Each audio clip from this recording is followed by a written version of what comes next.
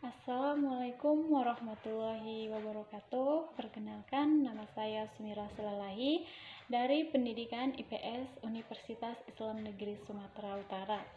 Baiklah, di sini saya akan menjelaskan materi saya yang berjudul Administrasi Pendidikan. Yang pertama, konsep administrasi pendidikan. Apa sih konsep administrasi pendidikan itu? Administrasi pendidikan terdiri dari dua kata yang masing-masing mempunyai pengertian tersendiri, yaitu administrasi dan pendidikan. Administrasi secara etimologis berasal dari bahasa Latin ad dan ministret. Ad artinya intensif, sedangkan ministret berarti melayani, membantu, atau mengarahkan. Jadi secara etimologis, administrasi adalah melayani secara intensif. Administrasi terbentuk kata benda administro dan kata administravus yang kemudian masuk ke dalam bahasa Inggris, yakni administration. Dalam bahasa Indonesia, administrasi.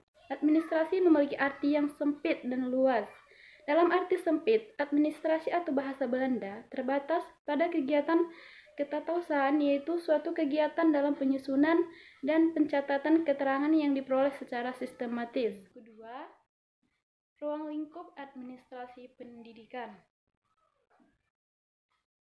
Bidang-bidang yang tercakup dalam administrasi pendidikan sangat banyak dan luas. Secara umum, ruang lingkup administrasi pendidikan sangatlah penting dan perlu diketahui oleh para kepala sekolah dan guru-guru pada umumnya adalah sebagai berikut. A. Program pengajaran yang meliputi antara lain 1.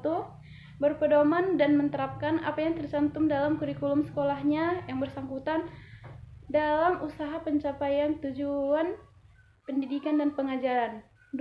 Melaksanakan organisasi kurikulum beserta metode-metodenya yang dimasukkan dengan pembaruan pendidikan dan ruang lingkup masyarakat. 3. Agar dapat pencapaian sasaran secara optimal, diperlukan adanya jadwal kerjasama meliputi kegiatan harian, mingguan, bulanan, persemesteran, dan tahunan untuk kepala sekolah dan guru dan siswa. Yang ketiga, manajemen sekolah.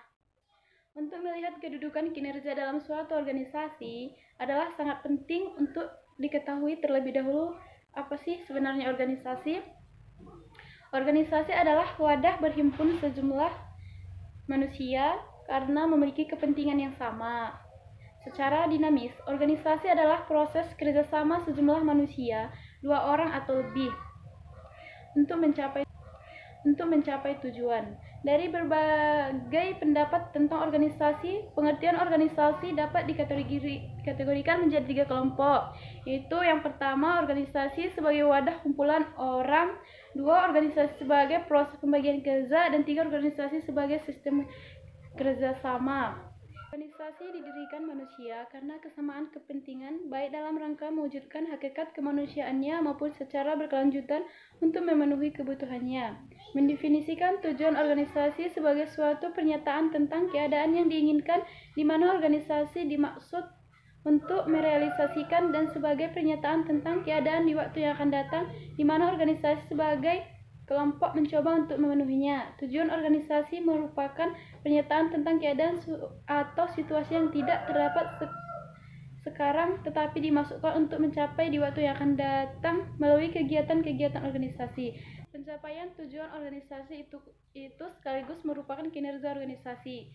Sekolah sebagai organisasi pendidikan untuk melihat keberhasilannya, unsur penting adalah hasil akhir yang diinginkan di waktu yang akan datang, yaitu prestasi belajar siswa, dan usaha-usaha atau kegiatan sekarang yang diarahkan untuk pencapaian itu yaitu proses belajar mengajar, di mana kedua hal tersebut merupakan ukuran kinerja sekolah. Sekolah merupakan kumpulan orang yang terdiri dari siswa, guru, kepala sekolah, tenaga tata usaha, tenaga laboratorium, tenaga perpustakaan, dan tenaga pendukung lainnya. Merupakan wadah sehingga kepala sekolah terkait dengan pengelolaan tenaga kependidikan mulai dari analisis kebutuhan, perencanaan, pengembangan, evaluasi kinerja, hubungan kerja, hingga sampai pada timbal jasa merupakan tugas penting kepala sekolah, terlebih berkaitan dengan pengembangan tenaga kependidikan harus dilakukan terus-menerus mengingat perkembangan ilmu pengetahuan dan teknologi yang begitu pesat, sehingga tenaga kependidikan khususnya guru dapat tampil prima dan bermutu dalam